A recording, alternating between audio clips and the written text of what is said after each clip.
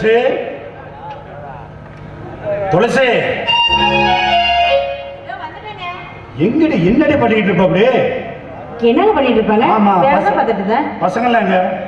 பசங்களாம் ஸ்கூலுக்கு கிளம்பி போயிட்டாங்களே. 3 பேரும் ஸ்கூலுக்கு போயிட்டாங்களா? 3 பேருமே போயிட்டாங்க. இப்ப வீட்டுல நீ மட்டும் தனியா தான் இருக்கிற? ஆமாங்க, நான் மட்டும் தான் இருக்க. போர் அடிக்குதுங்க. ஆமா, பொம்பளையா பிறந்தா கொஞ்சம் கூட பொறுப்பு இல்லாத நடந்துட்டா எப்படி இந்த குடும்பம் விளங்கும்?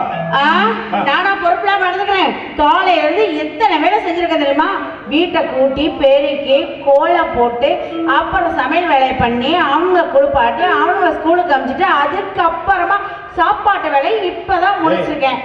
துணி வேலை துவைக்கணும். சில்லறை வேலை இதெல்லாம் சொல்லிட்டு இருக்காரு. பொறுப்பா நடந்துகிட்டா தான் ஒரு குடும்பம் முன்னுக்கு வர்றதா பின்னுக்கு போறது இருக்குது.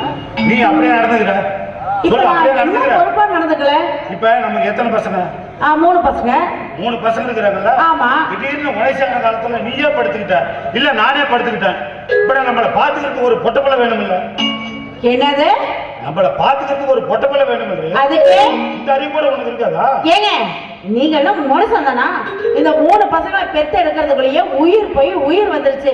நான் பட்ட கஷ்டம் அந்த முருகனுக்கு தான் தெரியும். உங்களுக்கு என்ன தெரியும்? அந்த முருக பெருமா தான் உனக்கு பிரசவம் பார்த்தானா? அவரு பார்க்கலனாலும் கடவுளை வேணா தாங்க சுகப்பிரசவமே ஆகுது. துளசி, புருஷன் பொண்டாட்டிங்கிறது வெறும் கட்டில் சுகம் மட்டும் இல்லடி. புருஷன் மேல மாறாத அன்பு, தீராத பாசம். புருஷன் பொண்டாட்டி மேலையும் பொண்டாட்டி புருஷன் மேலையும் காலம் பூரா அவங்க சாவர வரைக்கும் கடைசி வரைக்கும் ஒண்ணுக்குள்ள ஒன்னா இருந்து சாவரதான் உண்மையான புருஷன் பொண்டாட்டி. எப்படி எப்படி நேச்சர்ல டாக்டர் நான் வாழ்றேன் அந்த மாதிரி தானே? ஆமா. ஏண்டி 3 பிள்ளைங்களை பெத்துக்கிட்டோம், அப்படியே மூக்கு புளியுமா கிடையாது? எப்படி? அதானே, எங்க சுத்தி எங்க வருவீங்கன்னு எனக்கு நல்லா தெரியும். இத பாருங்க, எதுக்கு எட்ட இருந்தே பேசுங்க, கிட்ட வந்து தொட்டு கையெடுங்க, சும்மா கையெடுங்க. எப்ப பார்த்தாலும் தொடாதீங்க தொடாதீங்க. என்ன